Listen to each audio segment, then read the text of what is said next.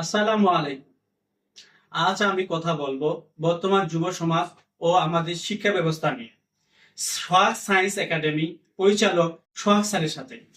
Sir কেমন আছেন? জি, আলহামদুলিল্লাহ ভালো। স্যার, বর্তমান যুব সমাজ ও আমাদের শিক্ষা ব্যবস্থা সম্পর্কে আপনার মূল্যায়ন কি? জি, ধন্যবাদ। বর্তমান শিক্ষা ব্যবস্থা সরকার তো চাচ্ছে আমাদের শিক্ষা ব্যবস্থাকে অনেক বেশি উন্নত করতে। কিন্তু আমার যেটা মনে হয় যে বর্তমান শিক্ষা ব্যবস্থাকে উন্নত করতে গেলে আমাদের টেকনিক্যাল বিষয়গুলোকে অনেক বেশি প্রাধান্য দিতে হবে, কারিগরি শিক্ষাকে প্রাধান্য দিতে হবে এবং আমাদের বিজ্ঞান শিক্ষার্থীদের জন্য ল্যাব ফ্যাসিলিটিসটা অনেক বেশি উন্নত করতে হবে। তাহলে আমাদের বাচ্চারা আ বাস্তবমুখী শিক্ষা পাবে এবং দেশ ও জাতির জন্য তারা এগিয়ে যেতে পারবে।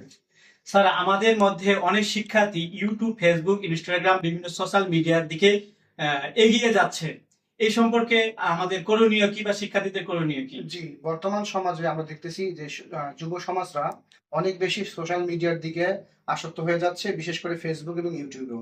তো আমরা যদি এটাকে পারিবারিকভাবে বা রাষ্ট্রীয়ভাবে বেশ কিছু নিয়ম শৃঙ্খলার মধ্যে দিয়ে নিয়ে আসতে পারি, তাহলে আমাদের যুব সমাজ এটা থেকে বেঁচে থাকতে পারবে এবং আমরা সোশ্যাল মিডিয়া ব্যবহার করার ক্ষেত্রে অবশ্যই পজিটিভ সাইডগুলো ব্যবহার করবে এবং নেগেটিভ বিষয়গুলো যেন আমাদের মধ্যে না পড়ে।